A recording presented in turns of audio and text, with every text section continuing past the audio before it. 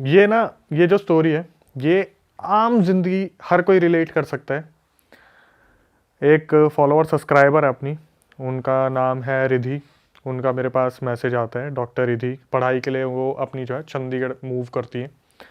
और वहाँ पे जाने के बाद ना, जो पहले तो उनका व्यवहार बताता हूँ मैं। जो रिधि थी वो बहुत ही ज़्यादा लेमैन होती है ना, कि बहुत ज़्यादा नीची फैमिली से बिलोंग करती है, बट इंट्रोवर्ट किस्म की, कि उन्हें ज़्यादा किसी से बात करना पसंद नहीं होता। आपने डॉक्टर्स का नेचर भी देखा होगा कि वो ज़्यादातर बात नहीं करते, नॉर्मली दवाई ली चलो जाओ।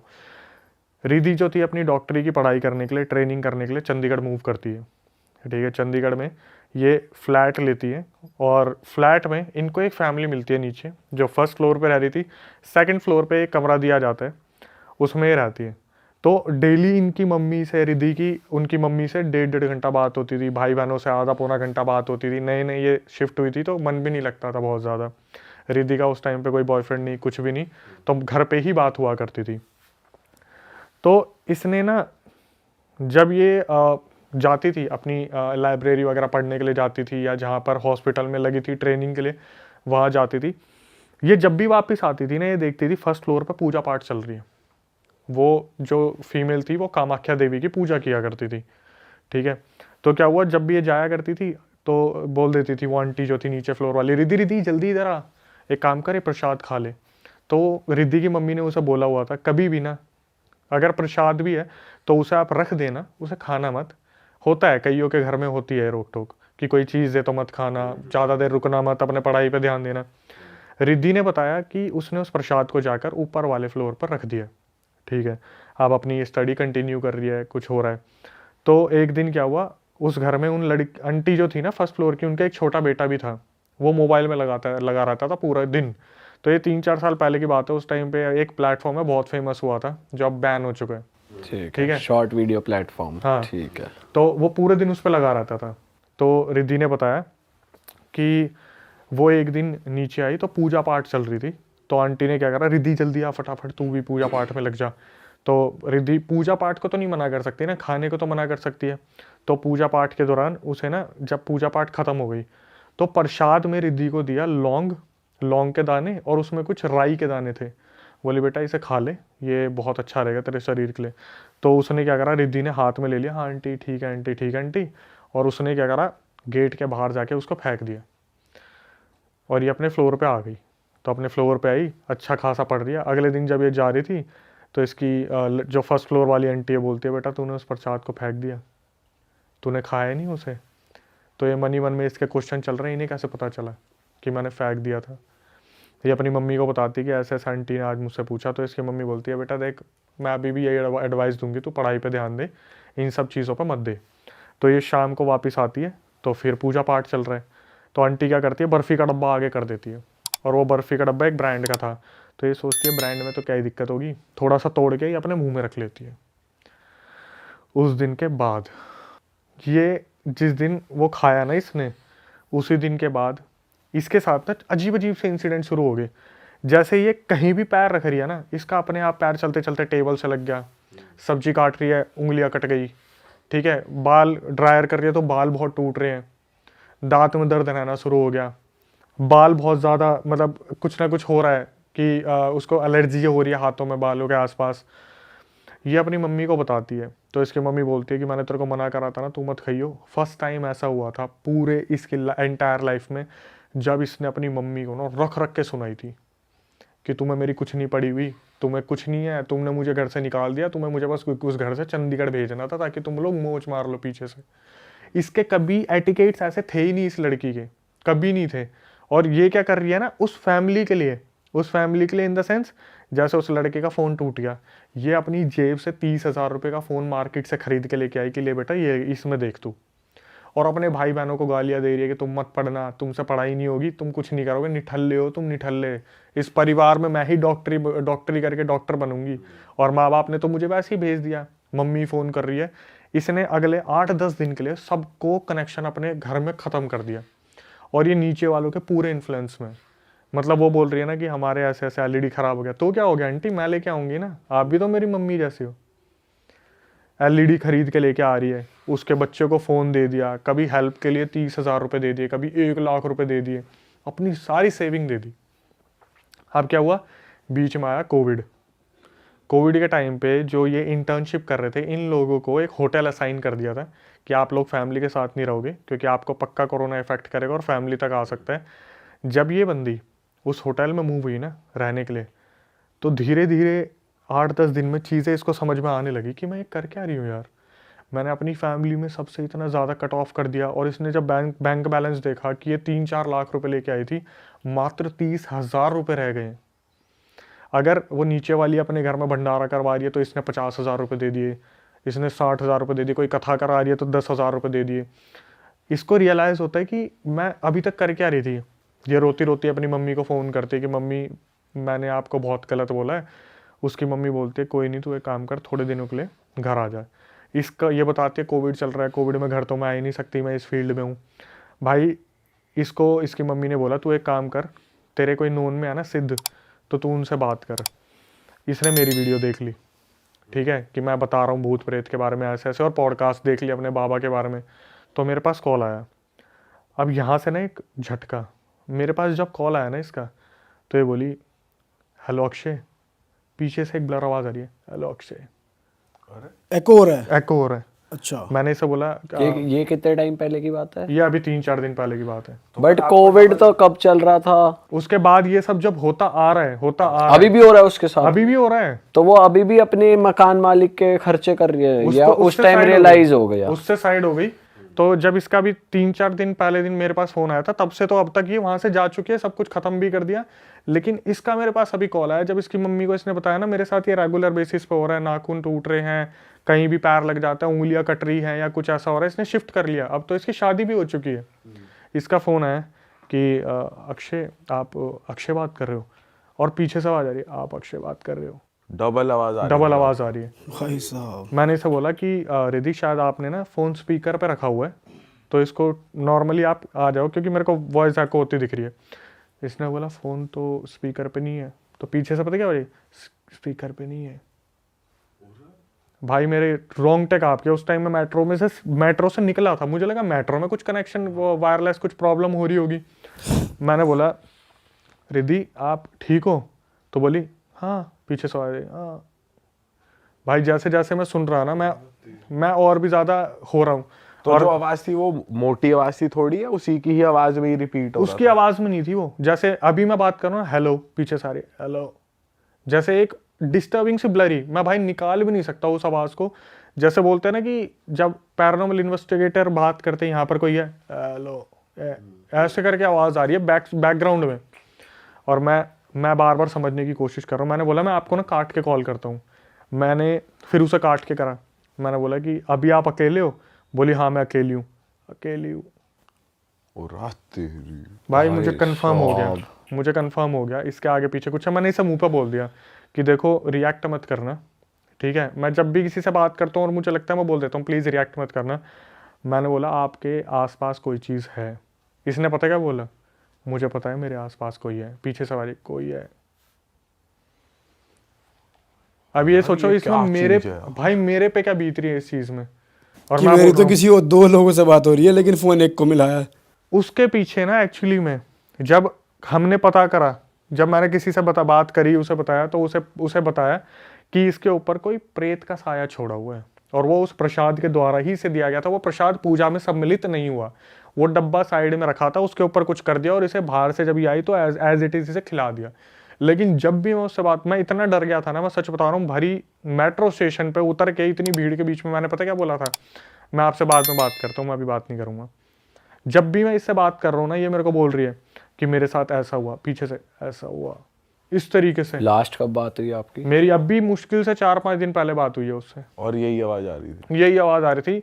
मैं जब सुन रहा हूँ ना, मेरे इतने ज्यादा रोंगटे खड़े हो रहे हैं। और फिर मैंने किसी से बात करी, मैं ऐसे ऐसे हुआ यार, पता क्या बोले मत करा कर, तेरे इसी चक्कर में ना आसपास चीज़ें घूमती रहती है। मेरे को समझाए मत करा कर तू। मेरे पास एक रिकॉर्डिंग आई अभी, उसमें एक लड़की ने लिखा हुआ है देखो मैं इन चीज़ों से बाहर निकली, जैसे ही चला ना ओम मंगलम और पीछे वो लड़की वो अपनी एग्जॉर्सिज्म उसका किसी से हुआ होगा, उसकी पूरी की पूरी ऑडियो मेरे को भेज दी।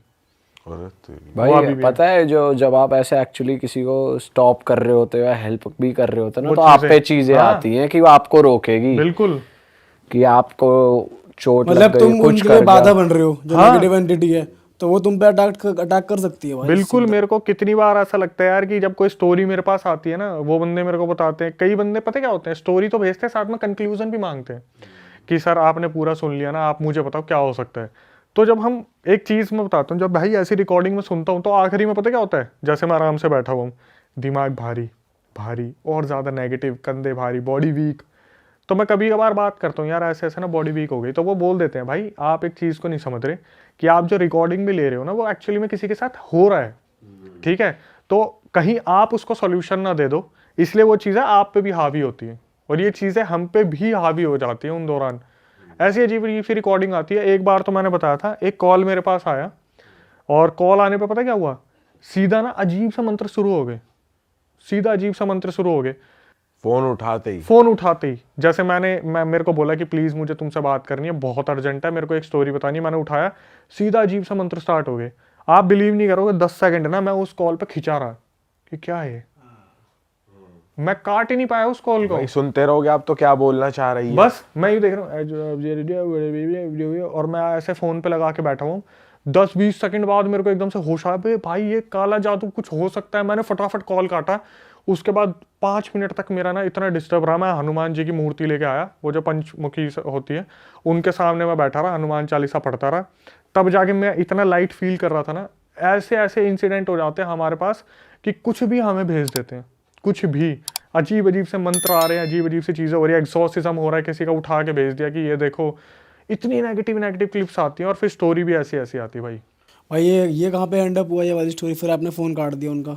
फिर मैंने आगे फॉरवर्ड कर दिया था वो केस, जो देखने वाले हैं जिनको मैंने आपने बताया था, तो उन्होंने बता दिया था ऐसे ऐसे वो जो मैडम थी वो फर्स्ट फ्लोर वाली, उन्होंने ऐसे ऐसे कर रखा है, इससे इलाज करवाने के लिए आपके घर पे यज्ञ होगा, ऐसे ऐसे होंगे। तो उसकी मम्मी ने बोला कि अभी हम थोड़ा कंसल्ट करके बताते हैं, तो वो उस चीज़ को वहीं पॉज कर दिया और मेरे को तो साफ इंस्ट्रक्शन है, तू तो बात करियो मत। भाई इस चीज का भी ध्यान रखना चाहिए कि कहीं भी जाके मीठा मत खाओ, और ऐसा हमें कोई बता भी रहा था कि भाई नहीं खाना इन चाहिए। चीजों में वाइट चीजें Yes, जैसे बर्फी थी, दूध, वो बर्फी थी, बर्फी, white वाली बर्फी थी। वाइट और चीजें तिल के ज्यादा दाने भी मिले हुए हैं, उनमें भी कहते हैं कि कुछ हो आप सकता इमेजिन करो ना भाई कि आपको एकदम से कॉल आ रहा है और आप एकदम से बोल रहे हैं हेलो क्या हाल है, पीछे से बोलते हैं मैं ठीक, उधर से आवाज़ आ रही ठीक ठीक ठीक। भाई ये बहुत डरावनी चीज है। अभी तो सुनने में ही ऐसा लग रहा है मैं कि अगर लेकिन हो ना इंसान के साथ। पता है हम ना ग्रुप में बैठे हैं, जब आप अकेले होते हो ना और एकदम ध्यान से सुन रहे होते हो और आपको पता है यार ये चीज़ हो सकती है, क्योंकि जब भी मैं इन चीज़ों के बारे में और पढ़ने की कोशिश करता हूँ ना तो मेरे को ये चीज़ें बार बार निकल के आती है, ऐसा होता है ऐसा होता है ऐसा होता है, दिमाग में घर कर गई है। लेकिन सच बताऊं भाई, जब ऐसी चीज़ जैसे किसी ने मंत्र चला दिया ना, आप पता 10 सेकंड क्या बोल रहे हैं और आप इतने इंटू हो जाते हो ना इसमें, चल रहा है, जब तक आप रियलाइज करते हो कि करंट लगने वाला, अबे हाथ हटा, तब तक तो लग गया। वो तो शुक्र है कि 10 सेकंड में मैंने उसे हटा दिया फोन को, नहीं उसमें पता नहीं ऐसा क्या होगी, साला आवाज से वशीकरण हो जाए। मैंने आपको गुड़गांव वाला इंसिडेंट बताया था कि कट्टे के नीचे रखा था, मैं देखा और मुझे मना करा कैमरामैन ने इसे मत छूना, मैं भाई चल दिया उसे उठाने के लिए। ये दोबारा ऐसे ऐसे इंसिडेंट होते हैं। वो थोड़ा हिप्नोटाइज कर ले भाई। वो कहते हैं सबसे पहले आपके माइंड पे ही अटैक करती है नेगेटिव एनर्जी, वो उसी को कंट्रोल कर लेती है सबसे पहले, उसके बाद है बाकी चीजें। तो भाई आपका तो कांटेक्ट होना चाहिए किसी बाबा जी के साथ, रेगुलर कांटेक्ट में रहो ताकि आपके ऊपर ज्यादा वो ना हो, असर ना आए चीजों का, क्योंकि आपका ज्यादा एक्सपोजर है, लोग कहानियां सुन रहे हो, ये सारी चीजें देख रहे हो। वैसे तो मैं हूँ, लेकिन आपने बताया ना आप भी स्टार्ट करो तो आपसे भी रहूंगा मैं। हाँ बिल्कुल भाई बिल्कुल। चलो दोस्तों, खत्म करते हैं इस मजेदार एपिसोड को। अगर आपको इस एपिसोड में मजा आया है भाई तो कमेंट कर दो। हम अक्षय भाई के साथ रेगुलर टच में रहेंगे और पॉडकास्ट लाते रहेंगे, क्योंकि भाई के पास तो आती रहती है डेली 10-20 स्टोरीज, तो कुछ बेस्ट ऑफ बेस्ट स्टोरीज हमारे पॉडकास्ट पे वो आके नरेट करेंगे। देखो आपने ना सेकंड पॉडकास्ट में एक चीज़ ऑब्जर्व नहीं की थी, जब सेकंड पॉडकास्ट अपना चल रहा था, जो लाइट ब्लास्ट वाला सीन हुआ था ना, उसके बाद कुछ 57-58 मिनट पे लाइट ब्लिंक भी हुई थी पीछे। हाँ, कमेंट जिसका सेक्शन आपने में आया कहा भी था। और हाँ। कमेंट सेक्शन में भी आया था कि भाई अक्षय भाई के पीछे लाइट ब्लिंक हुई है। तो मुझे नहीं पता था, वो जो गुड़गांव वाला इंसिडेंट हुआ था ना, उसके बाद काफ़ी टाइम तक मैं मतलब किसी से के कांटेक्ट में नहीं था। जैसे मैंने बताया था वो बाबा का फ़ोन आया था कि ऐसे ऐसे मटका फोड़ा है। तो अभी कुछ टाइम पहले 15-20 दिन पहले तो वो बाबा जी कनेक्शन में थे ही नहीं, वो काफ़ी टाइम से नहीं थे।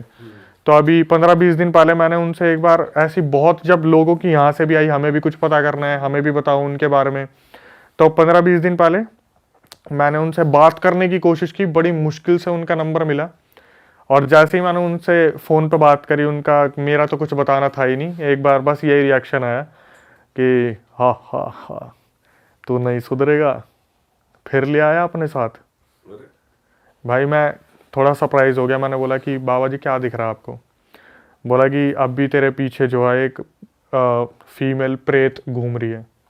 क्या बात कर रहे हो? और वो इन सब चीज़ों को नहीं देखते भाई, वो ये पॉडकास्ट वगैरह नहीं देखते। उन्होंने मुझे बोला कहाँ कहाँ गया था, लाइट फटी वहाँ पर। तो हरियाणा में काफ़ी अंदर जाके एक गांव है, तो वहाँ पे क्या हुआ था, हम जब छोटे थे ना तो मामा के घर जाते थे छुट्टियों में। हमारे मामा के घर के सामने एक हवेली थी, जिसका पीछे वाला एरिया किसी ने आज तक एक्सप्लोर नहीं करा ढंग से, क्योंकि उस हवेली में शायद किसी ने अपनी जान दे दी थी। और हुआ क्या था, जब हम गए थे ना, जब जाते थे तो हम ऐसे सोते थे जैसे सारा परिवार नीचे सो रहा है। तो नानी थी, मामा जी थे, वो मूंगफली लेके आते थे, और वो होती थी गज्जक होती थी। तो नानी जी से पूछते थे कि नानी जी कुछ बताओ, ऐसा वैसा इस गांव में कुछ है, तो वो मल्टीपल स्टोरीज सुनाते हैं। तो क्या हुआ, उस रात बहुत तगड़ी बारिश आई, कड़कड़ाने वाली बारिश आई। और बारिश के साथ क्या हुआ, जो पानी था ना वो धीरे धीरे कमरे में आने लगा। तो हमें बोल दिया गया कि तुम ऊपर वाले मामा जी के पास सो जाओ। भाई हम ना वहाँ पे जाने से बहुत डरते थे, और उसका रीज़न पता क्या था? मामा जी के कमरे के सामने हवेली का जो कमरा था ना, वहां पर उस बंदे ने अपनी लटक के जान दी थी। और भाई उस आदमी को तो उतार लिया था, लेकिन उस फंदे को किसी ने नहीं उतारा। तो वो आज भी ना फंदा सामने सामने लटका हुआ दिखता है, और उस हवेली को उस तरफ से बंद कर दिया। अब हम चले गए ऊपर। ऊपर क्या हुआ, मैं और मेरा बड़ा भाई, बिजली कड़के हमारी नज़र पड़े सामने, और फंदा दिखे हिलता हुआ। और मैं उसको देखूँ, वो मेरे को देखे, और हम दोनों मम्मी को उठाए, मम्मी दे चाटे और साइड में लेटा दे। कि सिचुएशन ऐसी बनी हुई है, नीचे पानी भरा हुआ है, तुम ऊपर सोओगे नहीं तो। और भाई उनको कोई फर्क नहीं पड़ता, गांव वाले जो हैं। और हम दोनों जो शहर के हैं, वो उधर देखे जैसे बिजली कड़के। और भाई बिजली कड़कती भी बहुत तगड़ी, क्योंकि उस टाइम पर डेवलपमेंट इतनी थी नहीं, साफ सुनाई देती थी, और डायरेक्टली उधर नजर पड़ती सीधा फंदा। वो रात हमारी ऐसी गुजरी है ना। और वहां पर भाई पता है कैसे कैसे इंसिडेंट हुए हैं। जैसे जब छोटे थे, मामा के लड़के दिवाली सेलिब्रेट कर रहे हैं, हांडी उड़ के आई है सामने सामने, और किसी हवेली पर टकराई है। वहां पे एकदम से खुला है, वहां पे नाम गूंजने की आवाज आई है, जैसे किसी ने कोई काला टोटका छोड़ रखा है। हांडी उड़ती आपने भी सुनी होगी, काफी इंसिडेंट में आती है कि हांडी छोड़ रखी है नाम की। वो उनके सामने हुए हैं। कहीं पे एक जगह है जहाँ पर किसी बच्ची को करंट लगा है, वहां नहीं जाता कोई, वहां पर आज भी वो बच्ची बैठी हुई दिखती है लोगों को। वो तो भाई बड़ी गजब जगह है, मैं तो गया ही नहीं, कम से कम 6-7 साल हो गए मैं नहीं गया वहां पे। फांसी का फंदा वो है अभी भी? अभी भी वहां पे टंगा हुआ है वो, उसे किसी ने उतारा ही नहीं है। नेक्स्ट लेवल चल रही है इंडिया में चीज़ें। ये तो यार पुरानी चीजें हैं, वो पुरानी चीज अपनी जगह से नहीं हटेंगी, तो यही होगा। भाई और कौन सी स्टोरी है अपने पास? फोर्थ स्टोरी एक बताता हूँ मैं, ये रियल है, सामने से कंफर्म कर ली मैंने। ये मैं विजिट करके आया था वहाँ पे। अच्छा, इतने टाइम पहले की बात है? ये होगी 1-2 साल पहले की बात है। और मैंने यहाँ एक पॉडकास्ट में यहाँ पे बोली भी थी कि वो रील भी काफ़ी वायरल हुई थी, जहाँ पर डिस्चार्ज पिलाकर वशीकरण करा था हस्बैंड को।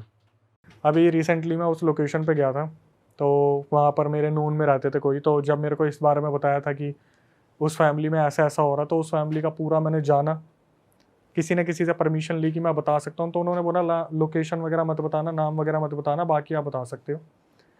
एक फैमिली थी, मम्मी पापा, 2 लड़कियां और उनका एक लड़का। लड़का सबसे बड़ा था, उससे फिर छोटी आती थी, फिर दूसरी छोटी आती थी, 2 लड़कियां थी। जो माता जी थी और पिताजी थे बहुत मेहनती थे। पिताजी पूरी रात रात भर काम किया करते थे फैब्रिक वगैरह में, मतलब उसी फील्ड में थे, फैब्रिक में। गौ इंसान, और अपनी तरफ से उन्होंने अपने बच्चों की परवरिश में कोई कमी नहीं छोड़ी थी। हुआ क्या, जब सबसे बड़े लड़के की शादी करा दी गई, इनके घर में वो औरत आ गई। भाई क्या हुआ, जो इंसान अपनी बहनों से बहुत ज़्यादा प्यार करता था या अपनी फैमिली से बहुत ज़्यादा प्यार करता था ना, वो ऐसा हो गया कि 1 महीने के अंदर अंदर उसने अपने बाप पे हाथ उठाने शुरू कर दिए। और मैंने ये सारी चीज़ें सामने सामने देखी है, सुनी है, मैंने एक एक चीज़ कंफर्म की है। अपने पिताजी पे हाथ उठाता था, और घर में ना सब परेशान रहते थे कि ये अचानक से घर में इतने चेंजेस कैसे आ रहे हैं। तो जो लड़के की लुगाई थी, वाइफ थी, वो बोलती थी कि हमें इतना हिस्सा चाहिए, प्रॉपर्टी का इतना हिस्सा चाहिए। मतलब ये समझ लो कि जो वाइफ आई थी उसके बाद घर में चेंजेस आने स्टार्ट हो गए थे। हुआ क्या, इनने डिसीजन लिया कि यार एक काम करते हैं, काफ़ी बड़ा घर है, बीच में एक दीवार खिंचवा देते हैं, उस साइड वो रह लेंगे और बाकी बच्चों के साथ ये रह लेंगे। थोड़े टाइम बाद जो बीच वाली बहन थी उसकी शादी हो गई, वो अपने घर चली गई। अब जो सबसे छोटी लड़की थी उसके साथ हादसे होने स्टार्ट हुए कि वो जो भाभी थी ना, इनके घर में आती थी कि हमारा ये सामान रह गया, तो वहाँ पे पता नहीं क्या राई के दाने फैला देती थी, कोई दाने वाने फैला देती थी। इनके घर में कभी कबूतर मरा मिलता था, कभी कोई जानवर मरा मिलता था, और ये ऐसे थे कि अपने कमरे से बाहर नहीं निकलते थे। जो जितना गऊ इंसान होगा वो उतना ही कम बाहर निकलेगा। पिताजी थे, वो एक टाइम पे आके बुजुर्ग हो गए, उन्होंने कामकाज छोड़ दिया, उन्हें उस्ताद जी कहा जाता था, फैब्रिक में वो थे। तो धीरे धीरे क्या हुआ, इनकी जो मम्मी थी भाई, उनकी जो मम्मी थी ना, उनकी हालत बद से बदतर होने लगी। धीरे धीरे उनकी तबीयत ख़राब होनी स्टार्ट हुई।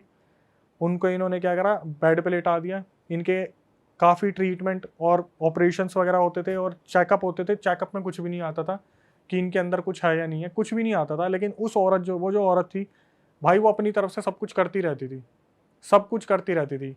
पता नहीं कभी घर में कुछ मिल रहा है, कभी हल्दी पड़ी मिल रही है, कभी जो होते सिंदूर पड़ा मिल रहा है, राई के दाने, ये लौंग वगैरह बहुत कॉमन है। क्यों आने की ज़रूरत नहीं थी, बस साइड से फेंक दो, क्योंकि छत भी सेम है ना इनकी, बस दीवार खिंचवा के घर में फेंक दो, वो वाला सीन था। ये क्या करते थे, झाड़ू से बाहर निकाल दिया। और कौन निकालता था, मम्मी जी निकालती थी। तो क्या हुआ, ये बेड पे आ गई। और बेड भी उस टाइम पे ना भाई वैसे नहीं होते थे जो फट्टे वाले होते हैं ना, उस टाइम वो चारपाई टाइप ज़्यादा होती थी। वो चारपाई जो रस्सी से बनती है ना, तो वो थी। तो क्या हुआ, इनकी मम्मी क्या करती थी, थोड़ा बहुत काम करा, थक गई, अपने चारपाई पे लेट गई। ठीक है, तो इन्होंने काफ़ी टाइम से ऑब्जर्व करा कि यार जो आंटी जी है ना, वो चारपाई छोड़ नहीं रही, मतलब सफाई करनी भी बंद कर दी। सबसे छोटी लड़की है वो कर रही है, सफाई वफाई बंद कर दी, बिल्कुल ऐसी चारपाई पे लेटी रहती थी। उन्हें हफ्ते से ऊपर हो गया, वो बस चारपाई पे लेटी लेटी खा लेती थी। बहुत ज़्यादा एजिड हो रही थी, धीरे धीरे खा रही थी, हल्का बहुत, मतलब ऐसा हो गया था कि हालात बहुत बद से बदतर हो गए थे। और इन्होंने दूसरी चीज़ों पे छोड़ ही दिया था कि दूसरी ऐसी कोई चीज़ है। इससे पहले एक इंसिडेंट और हुआ था जो उस घर में हुआ था, मैं बताना भूल गया। जो बीच वाली बहन थी ना, उसने एक बार क्या करा, उनके घर में जब कोई टोटका पड़ा था, मैंने उस लड़की को लाइव देखा भी जो मैं बता रहा हूँ। उसने क्या करा, अपने हाथ से वो टोटका उठाया और उसने गुस्से में अपने घर से बाहर फेंका। और उसने क्या करा, ऐसा पसीना हटाने के लिए यूँ करते ना, यूँ, उस लड़की के ना यहाँ पे अजीब सी एक एलर्जी हो गई, यहाँ पे इतने हिस्से पे। उसकी दवाइयाँ दे दे के उस एलर्जी को रोका गया, जो एलर्जी आज तक नहीं रुकी हुई है। उसका इतना बड़ा ना ऐसा घाव सा निशान है यहाँ पे, आपने देखा? मैंने देखा सामने। उस लड़की, वो जो मेरे सामने आई थी, मैंने पूछा था कि यही है, तो इन्होंने बताया हाँ, इसने उस टोटके को ऐसे करके ऐसे फेंका था और बस यूं करा था पसीना साफ करने के लिए, यहाँ पर उसके घाव आ गए। उन्हें पता चल रहा है, पड़ोसी ये सब कर रहे हैं पर कुछ नहीं कर पा भाई रहे। पड़ोसी नहीं है, बच्चा और उसकी वाइफ रह रहे हैं साइड में, बट वो फिर उनके खिलाफ कुछ एक्शन नहीं ले रहे, कुछ इसलिए नहीं नहीं ले रहे क्योंकि इन्हें इन चीज़ों की नॉलेज ही नहीं है। इन्हें बस ये इन्हें पता लग रहा है गलती से गिर गया या ऐसा। यार मैं बताऊं, जैसे कोई शरीफ इंसान होगा ना, उसके साथ ये हो भी रहा होगा, तो मैं बहुत सारे रियल इंसिडेंट आते हैं उसमें, पता क्या बोलते हैं, भगवान के भरोसे छोड़ दो, भगवान अपने आप देख लेगा। ठीक है, तो वहाँ पे मान्यता भी है बहुत सारे मंदिरों की, और बहुत बड़े बड़े हनुमान मंदिर है वहाँ, बस लोकेशन नहीं बता सकता मैं। तो उस लड़की ने ऐसे करा, उसका पूरा मुंह यहाँ से इतना हिस्सा उसका खराब हो गया। ठीक है, फिर उसने मना कर दिया कि तुम टोटके को हाथ मत लगाओ, तो मम्मी जी ही सब कुछ करती थी। जब 1-1.5 हफ्ता मम्मी जी नहीं उठी ना वहाँ पर से, इन्होंने कहा कि दोबारा डॉक्टर के लेके जाना है चेकअप के लिए, क्योंकि खाना भी नहीं खा रही है अब। भाई इन्होंने जब ऐसे चारपाई से आंटी जी को उठाया ना, तो ना वहाँ पर उनकी सूट, उनकी बैक पूरी खाल चिपक गई थी, उनकी कमर पूरी गल गई थी। काले जादू से इतना बुरा हाल करा था ना उनके घर में, उनकी कमर पूरी गल गई। चारपाई जैसे होते नहीं, यूं यूं स्क्वायर बने थे, वैसे पूरी खाल चिपकी हुई थी उस पर। ये इतना ज़्यादा बौखला गए, क्योंकि लड़की की भी शादी होगी, लड़का तो बगल में ही रह रहा है, वो तो लड़का कुछ कर ही नहीं रहा, वो तो बस मारपीट करता है।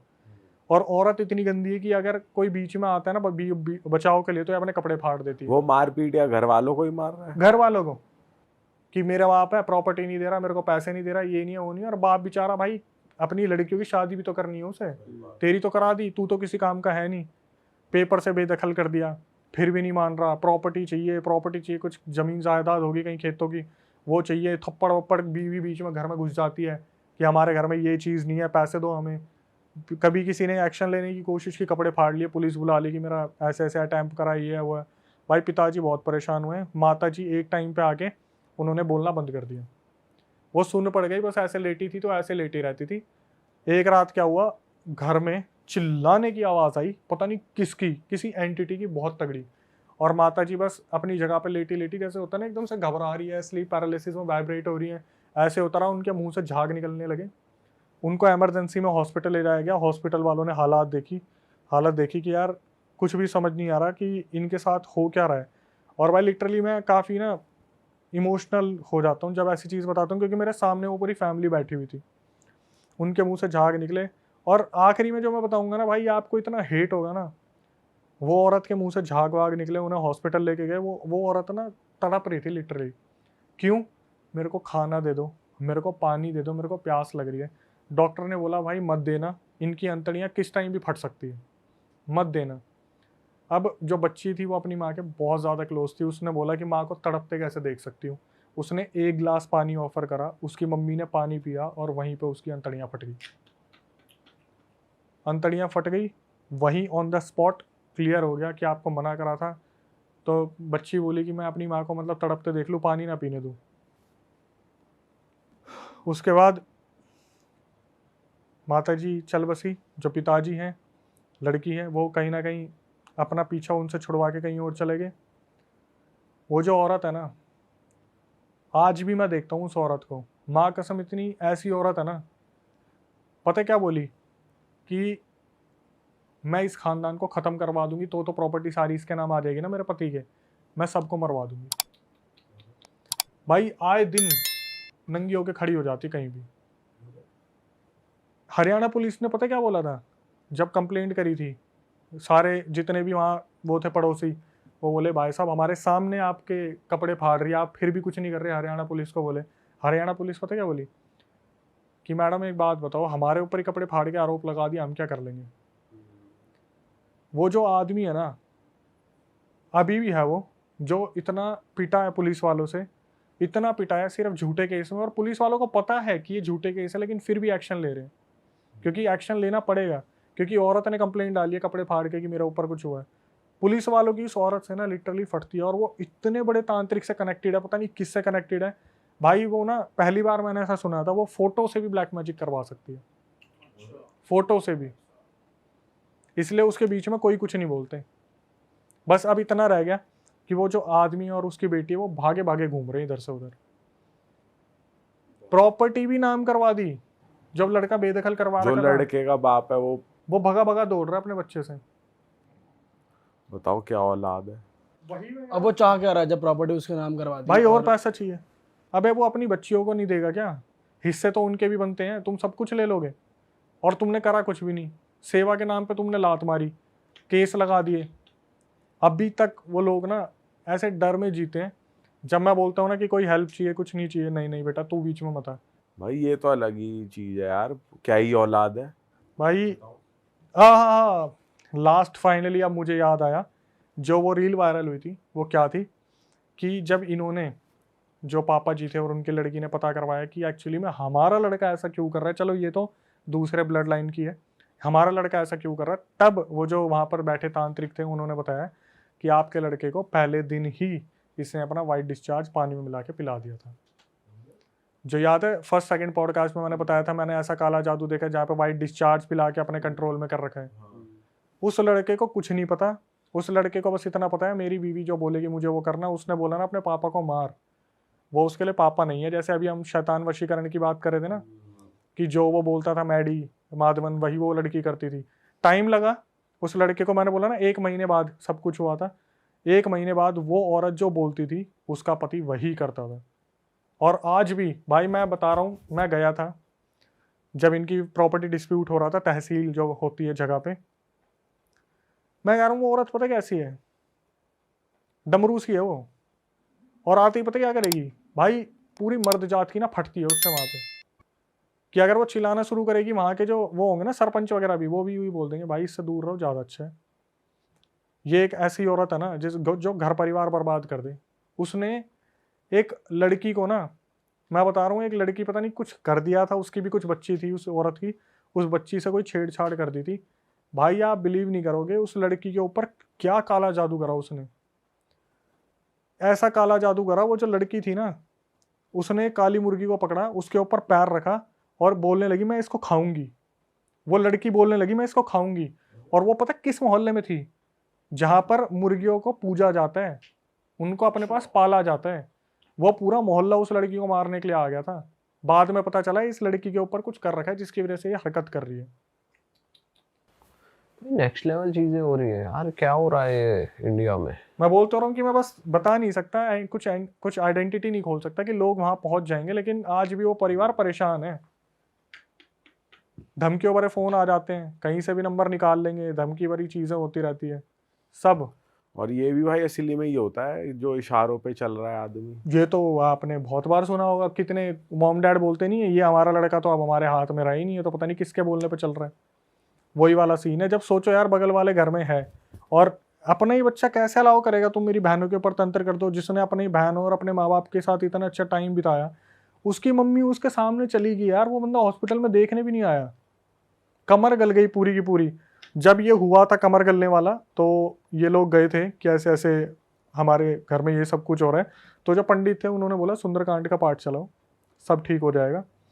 इन्होंने सुंदरकांड का पाठ चलाया, कुछ टाइम तक सब चीज़ें ठीक रही, आंटी जी थोड़ा उठती थी, बात भी करती थी, इन्हें लगा सब कुछ ठीक हो गया, इन्होंने सुंदरकांड का पाठ बंद कर दिया। ये जो हर बंदे से गलती होती है वो इन्होंने कर दी वो गलती, जिसकी वजह से ये चीज़ें कंटिन्यू हो रही और आखिरी में अभी तक भी ये चीज़ें ख़त्म नहीं हुई है। और वो लड़का अब भी ऐसा ही है, पोपलू सा, अपनी उसी की लुगाई की मानता है, उसके आगे और कुछ नहीं दिखता उसे। वो तो कुछ कर ही नहीं सकता, वो तो अगर वो वशीकरण हो रखा है फिर तो वो उससे कंट्रोल में रहेगा। जैसे पिताजी बोलते हैं ना कि मैं लुगाई से बात नहीं करूंगा, मतलब तू तो उसकी बीवी है, तेरे से मेरा क्या मतलब है, मेरा तो अपने लड़के से मतलब है ना। लड़का पता है क्या बोलता है? यही सारे फैसले लेती है, आज आगे तू बात कर ले, मैं आराम से बैठ जाता हूँ। लड़का बैठ जाता है आराम से, लुगाई बोलती रहती है। ये तो पूरा घर का सिस्टम हिल गया, बर्बाद हो गया पूरा, सिर्फ एक शादी की वजह से। मैं सिर्फ यही बोलता हूँ उन अंकल को, अंकल आप कहाँ से ढूंढ के लाए थे? बोले भाई कोई बिचौलिया था, करवा दिया इससे सी। भाई पहले पता भी तो नहीं लगा पाता ना इंसान। भाई ऐसे कितनी बार मेरे पास पता है ऐसे रियल इंसिडेंट आते हैं जो मैं अपने चैनल पे बता सकता हूँ, इसलिए मैं यहाँ पे बताऊंगा नहीं। कि वहाँ पर बंदे पता है क्या बोलते हैं कि अक्षय भाई जैसे लव मैरिज बहुत होती है, ठीक है। अभी एक इंसिडेंट आया था, उसका मैं थोड़ा सा क्रिस्प बता देता हूँ ऊपर का। उसमें क्या हुआ था, एक लड़का 2012 में एक लड़की से मिला कॉलेज में, उसे प्यार हो गया उससे, और 2014 में वो बंदा कनाडा चला गया।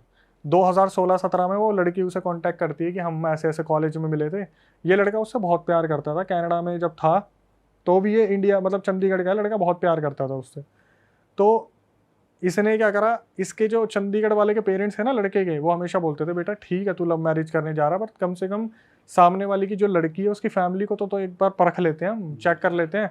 और लड़का हमेशा पता क्या बोलता रहा, मम्मी मैं उससे लड़की से मिला हुआ हूँ, आप टेंशन मत लो, हमें तो उससे मतलब है, हमें उसकी फैमिली से मतलब थोड़ी ना। और हर कोई यही बोलता है ना, हमें तो लड़की चाहिए 2 कपड़ों में। आखिर में ऐसी ऐसी तैसी हुई ना उस लड़के की। उस लड़के ने पता क्या बोला, अक्षय भाई हाथ जोड़ के बोल रहा हूँ, जब शादी करो ना तो सामने वालों का पूरा बैकग्राउंड चेक कर लो। ये जो प्यार मोहब्बत की गलतियां होती है ना, आगे जाके साला बहुत इंसान पछताता है वो। भाई परखना तो चाहिए सामने वाली फैमिली को पूरा ही, और मतलब सिर्फ लड़के वाले नहीं लड़की वाले भी परखनी चाहिए कि भाई अगला। किसी का भी एग्जाम्पल ले लो, आप XYZ यहाँ सारे हम भाई बैठे हैं, आप किसी लड़की को पसंद करते हो, आपने उसको कमिटमेंट दे रखा है, उसने आपको कमिटमेंट दे रखा है, आपको तो मतलब उससे होगा ना। आप ये थोड़ी ना बोलो बार बार बोलोगे तेरी फैमिली में कौन क्या क्या करता है, कितने टाइम से क्या क्या कर रहा है, आप एक बार पूछ लोगे, 2 बार पूछ लोगे। और आप अगर उसकी फैमिली में जाओगे वो तो ये बोलेगा आपने तो हमारी लड़की देख ही रखी है, आपने तो हमारी लड़की तो आपकी लड़की होगी बस सब। तो आप उनसे पूछोगे भाई साहब आप क्या करते हो, ये बुजुर्ग आदमी क्या करते थे पहले के टाइम पे।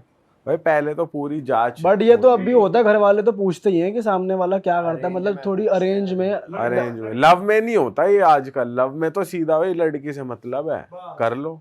लड़का लड़की आपस में पूछते हैं, फैमिली वाले भाई साहब और खाओगे, अबे तेरे को पहली मीटिंग में ही खिला दिया। अभी हाँ गुड़गांव का किस्सा आया एक, भाई moving on to the next. Yes, horror incident. हाँ भाई मजा दिला दो थोड़ा। ये भी काफ़ी पुराना इंसिडेंट है, जब मैंने चैनल स्टार्ट करा था तब मेरे पास आया था, बताने वाला अब तो कांटेक्ट में नहीं है। 4 दोस्त, इनकी मुलाकात भी ऐसे हुई थी कि गुड़गांव के किसी एमएनसी में इंटरव्यू देने गए थे। अब वहाँ पे होता है ना कि जैसे इंटरव्यू में बैठे हुए हैं, सूट वूट पहन के, हाँ फाइल वाइल ले रखी है, तो एक दूसरे का मजाक उड़ा रहे थे कि रिसेप्शनिस्ट लग रहा है, ये वैसा लग रहा है, वैसा लग रहा है। तो हो जाती है, कुछ 3-4 लोगों की दोस्ती हो गई। तो इनकी भी चारों की दोस्ती हो गई आपस में उसी कंपनी में इंटरव्यू देते हुए। और हुआ क्या जब ये बातचीत कर रहे थे तो होते ना कि कॉन्टैक्ट नंबर चेंज हो जाते हैं, तो इनके कॉन्टैक्ट नंबर चेंज हो गए। बाहर निकलने के बाद फिर भाई तेरा इंटरव्यू हो गया, तू सिलेक्ट हुआ? नहीं हुआ भाई, मैं भी नहीं हुआ, चल टपरी पे सिगरेट पीते हैं, मिलते हैं, ये वो करते करते ये एक दो मोहल्ले में थे आसपास, इनकी बातचीत हो गई और ये बहुत अच्छे दोस्त बन गए। 2018 के एंड आते आते जो सर्दियों का टाइम आ जाता है, तब तक ये इनकी जॉब भी लग गई, सब चारों सेटल्ड हो गए, बढ़िया अच्छी अच्छी नौकरी लग गई। किसी की सैलरी ज़्यादा थी, किसी की कम थी, लेकिन एक लड़का था जो उम्र में सबसे बड़ा था, उसकी एक गर्लफ्रेंड थी, उससे जो छोटे वाला था उसका जस्ट अभी ब्रेकअप हुआ था, और उससे नीचे जो होते हैं ना 2 खिलखिलाने वाले दोस्त और हर किसी का मजाक बनाने वाले दोस्त, तो 4 जनों की जोड़ी थी। सबसे पहला जिसकी गर्लफ्रेंड थी, दूसरे का ब्रेकअप हुआ था, और ये 2 थे। काफ़ी टाइम से जैसे हर बंदा प्लान बनाता है घूमने जाएंगे, पर कभी घूम नहीं पाते। इनके भी यही प्लान बनते थे कि भाई सैटरडे संडे कहीं चलते हैं। कभी उसकी गर्लफ्रेंड मना कर देती थी, कभी जो ब्रेकअप में होता था वो मना कर देता था, कभी 2 दोस्त अपने घर चले जाते थे, बाहर से थे या अदर स्टेट के थे और गुड़गांव में रह रहे थे। एक दिन फाइनली 2018 में इनका प्लान बनता है कि भाई दूर तो नहीं जा सकते, लेकिन गुड़गांव का सोना वाला जो एरिया पहाड़ी वाला, वहाँ से अरावली हिल्स घूमते घूमते हम अपना पूरा मस्त नाइट लाइफ एंजॉय करते हुए अपने संडे वापस आ जाएंगे। पूरा नाइट आउट करेंगे, ढाबे पे खाना खाएंगे, रेस्टोरेंट नहीं जाना बिल्कुल भी, सब देसी करेंगे, क्योंकि एमएनसी में खाना खा खा के, मील खा खा के बोर हो गए थे। अब इन्होंने बताया कि एक लड़का था जिसने मुझे बताया, बाकी मेरे को किसी का नहीं पता। सबसे छोटा वाला था जिस लड़के ने मुझे बताया कि अक्षय भाई मैं आपको शुरू से बताता हूँ, बोला कि जब हमने प्लान बनाया था ना, तो सबसे बड़े वाले जो भैया थे उनके गर्लफ्रेंड थी और उन्हीं के पास गाड़ी थी।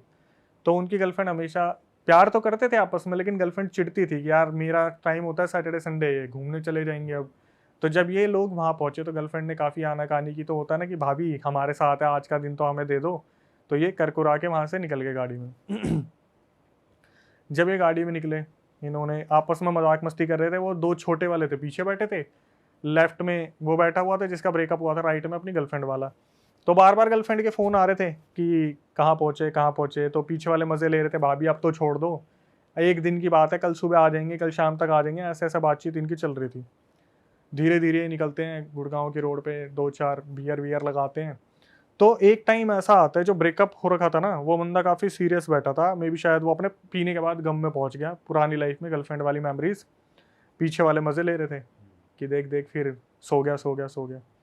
तो गर्लफ्रेंड की बातें चल रही थी उन दोनों की कि एमएनसीज में नई नई गर्लफ्रेंड, मतलब लड़कियां आई हैं, इंटरव्यू चल रहा है, ऐसे करेंगे वैसे करेंगे, और जो बता रहा है वही ये सारी हरकतें कर रहा था।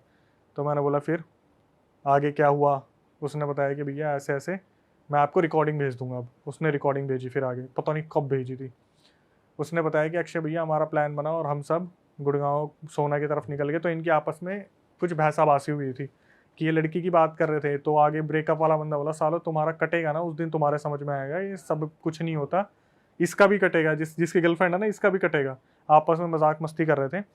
तो जो ये आपस में मजाक मस्ती कर रहे थे, गाड़ी वाला गाड़ी चला रहा था, जो लेफ्ट हैंड साइड में बैठा था ना बंदा, जो सीरियस था, जिसका ब्रेकअप हुआ था, वो इस चीज़ को ऑब्जर्व करता है कि पिछले 1-1.5 घंटे से ना ही कोई टपड़ी आई है चाय वाली, ना कोई ढाबा आया है, ना ही कोई रेस्टोरेंट आया है, बस गाड़ी चले जा रही है, सुनसान रोड है बिल्कुल। वो रास्ता भी ऐसा ही है भाई, वो गुड़गांव का ऐसा एरिया, पहाड़ी चढ़ गया आप, नीचे बस खाई सा दिख रहा है। तो उसने ऑब्जर्व करा कि काफी टाइम हो गया, कुछ भी नहीं आ रहा, लेफ्ट साइड में कुछ नहीं है, मतलब कोई दुकान वुकान कुछ भी नहीं। हाँ, तो फार्म हाउस है सारे एक तरीके से, एक लाइन से। ये इनके आगे पीछे कुछ नहीं था, जैसे ये टाइम लूप में फंस गए थे और एक ही रोड पर घूमे जा रहे थे। अच्छा। तो इसने ब्रेकअप वाले ने, जिसका हुआ था, उसने अपने उसको बोला, गर्लफ्रेंड वाले को, कि मयंक नाम था उसका, कि मयंक भाई आपने काफी टाइम से ऑब्जर्व करा है कि हम ना, क्योंकि यही देख रहा था, बाकी मस्ती चल रही है, उसमें एक पीछे बैठा था, उसको अस्थमा था, तो वो अपने फुसफुस मार रहा था टाइम टू टाइम। इसने बोला कि आपने काफ़ी टाइम से ऑब्जर्व करा कि कोई भी चीज़ आ नहीं रही, जबकि हमारा प्लान था कि रात को हम ढाबे पे खाना खाएंगे, काफ़ी टाइम हो भी गया, हमने ड्रिंक भी कर रखी है, लेकिन कोई ढाबा वाबा नहीं आ रहा। तो मयंक ने इस चीज़ को ऑब्जर्व करा। मयंक ने देखा यार ये बात तो बिल्कुल सही बोल रहा है, मैंने देखा नहीं इस चीज़ को, मैं डेस्टिनेशन भी देख रहा हूँ, और उस टाइम पर मैप वैप ये फॉलो नहीं कर रहे थे, क्योंकि गुड़गांव में ही काम करते थे, तो इतना ज़्यादा लोकेशन का इशू नहीं था। इन्होंने बताया क्या हुआ, धीरे धीरे ना इनका पेट्रोल खत्म होना स्टार्ट हुआ, क्योंकि लिमिटेड था, इन्होंने सोचा था कहीं भरवा लेंगे। धीरे धीरे गाड़ी चलती चलती चलती चलती एक टाइम पे ऐसा है इनका पेट्रोल, बैटरी, गाड़ी सब बुझ गई। वो जाके गाड़ी रुकी सीधा एक पेड़ के नीचे, ठीक है, काफ़ी बड़ा पेड़ था। और हुआ क्या, जो मयंक था वो सबसे बड़ा था, रिस्पॉन्सिबिलिटी भी उसी की थी। अब ये पेड़ के नीचे गाड़ी में बैठे हुए हैं, दिमाग में ये भी लग रहा है, डर भी लग रहा है कि हम कहाँ हैं। एक दूसरे को मोटिवेट भी करे कि क्यों टेंशन ले रहा है तो सारे साथ में ही। तो जो बताने वाला है वो पीछे बैठे हुए थे, उसने बोला कि भाई जो साइड में बैठा था बंदा जिसको अस्थमा आता था, उसको ना डॉक्टर ने बोल रखा था आप ज़्यादा स्ट्रेस मत लेना तभी अटैक आएगा। और ये जब भी सुनता था ना ऐसा कुछ, ये भाई इसको अटैक आ जाते थे। एक टाइम ऐसा हो गया था जब बार बार फुसफुस मारने से ना कभी कभी बेहोशी वाली हालत में आ जाता था, ठीक है। अब आगे जो 2 बंदे बैठे थे उसमें जिसका ब्रेकअप हुआ था वो देखते हैं तो भाई लाइट, बैटरी वगैरह सब बंद पड़ा हुआ है, बिल्कुल अंधेरा है, मोबाइल में नेटवर्क नहीं है उस जगह पे, ठीक है। बिल्कुल ऐसी जगह आ गए जहाँ पर ना ही आसपास कुछ दिख रहा है, सारी लाइट्स बंद पड़ी हुई है। तो इनमें से जो सबसे बड़ा वाला बंदा होता है मयंक, जिसकी गर्लफ्रेंड है, वो बोलता है कि मेरे को दूर थोड़ी सी लाइट दिख रही है, मैं जाता हूँ, वो पक्का कोई ढाबा होगा, वहाँ से हेल्प लेके आता हूँ। इसने बताया कि अक्षय भाई बिल्कुल छोटा सा बल्ब होता है ना, ऐसा दूर कुछ दिख रहा था, जैसे आप मनाली जाओगे तो या मसूरी, देहरादून जाओगे तो बिल्कुल दूसरी पहाड़ी पे लाइटें दिखती है। तो जो मयंक था सबसे बड़ा, वो बोलता है देखो हो तुम सबसे छोटे, और अगर यहाँ पे कुछ भी होगा तो मेरे ऊपर ही नाम आएगा।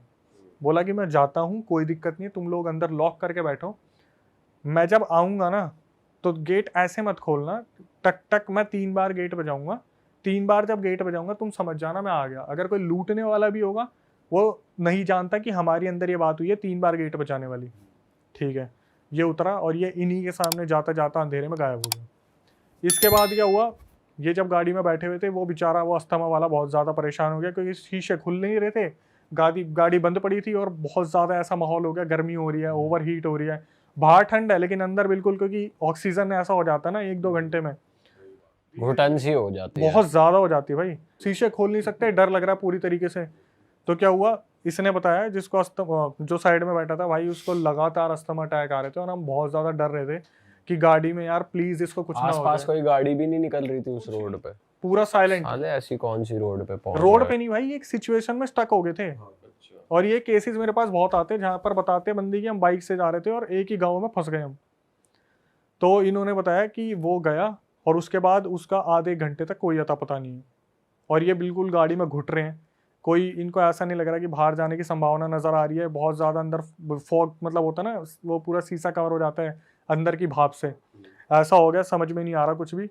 तो जो दूसरा वाला बंदा था आगे बैठा था जिसका ब्रेकअप हुआ था, वो बोला कि एक काम करता हूँ, मैं अभी निकल के जाता हूँ, आसपास देखता हूँ, मयंक आगे गया है, मैं पीछे जाके देखता हूँ, शायद पीछे कुछ हेल्प मिल जाए।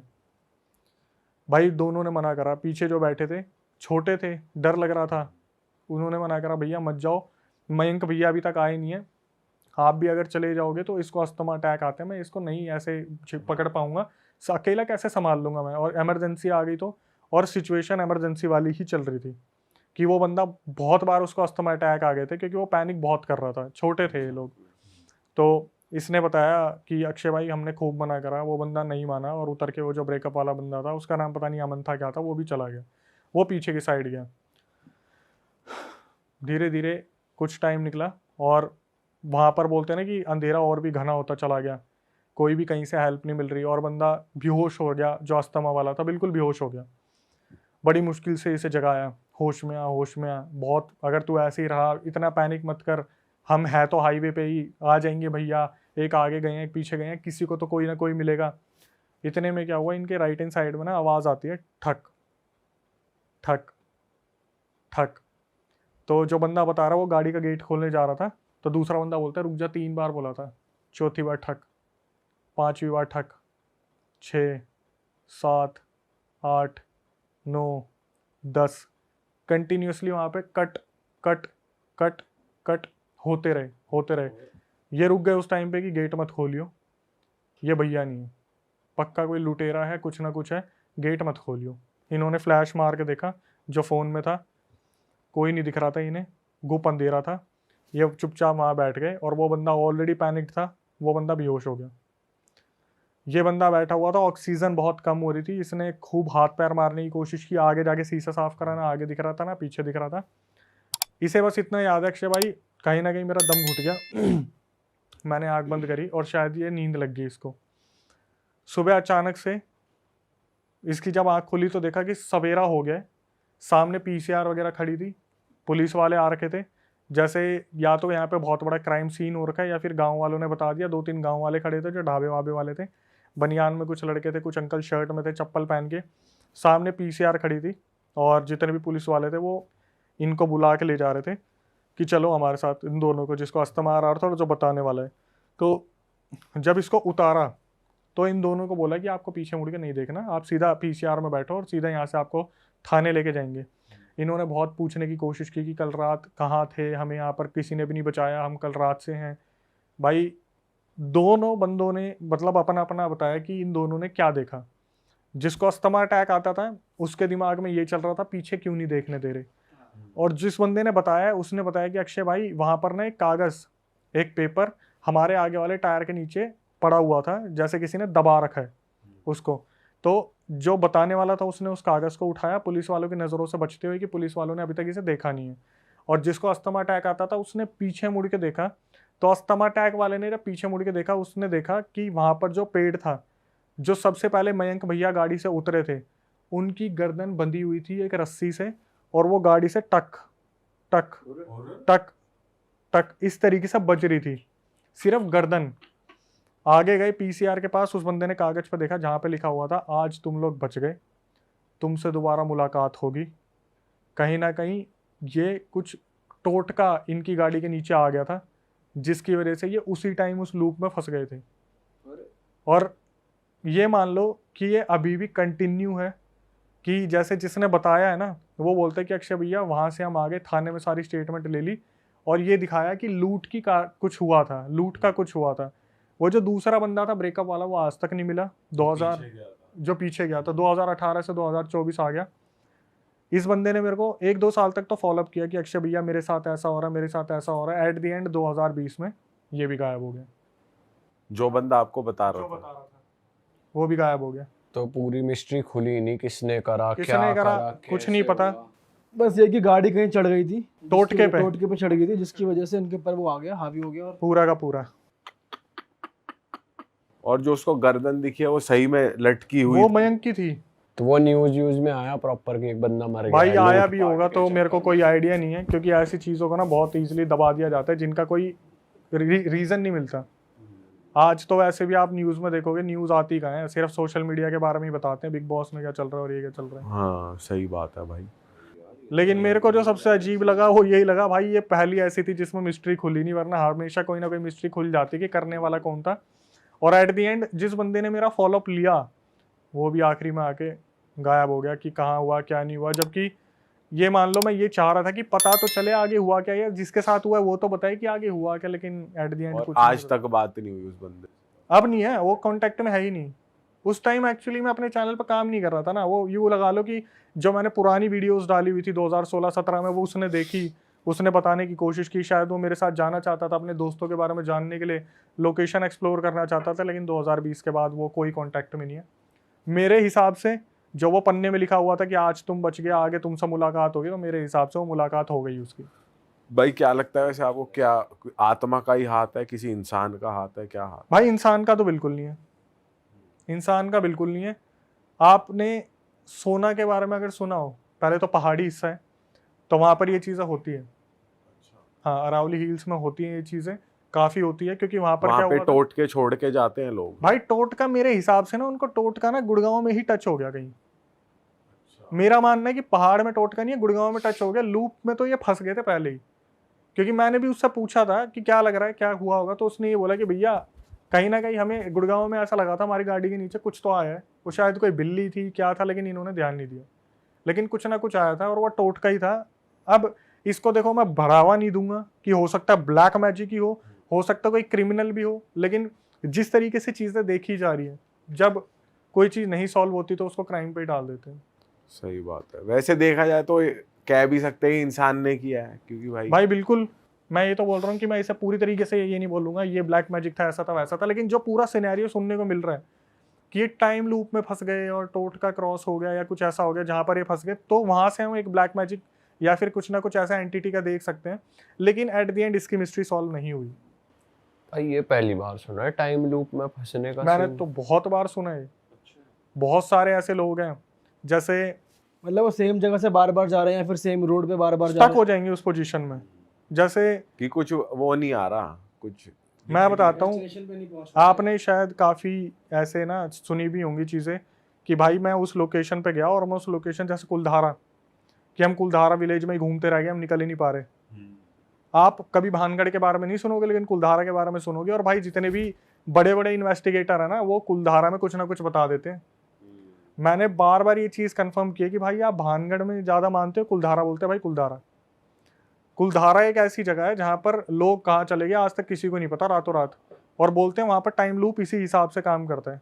आपके यहाँ पे भी तो बंदे आए थे, वो बंदा बता रहा था कि मैं तो मानता नहीं था, फिर भी उसके साथ चीज़ें हो गई थी।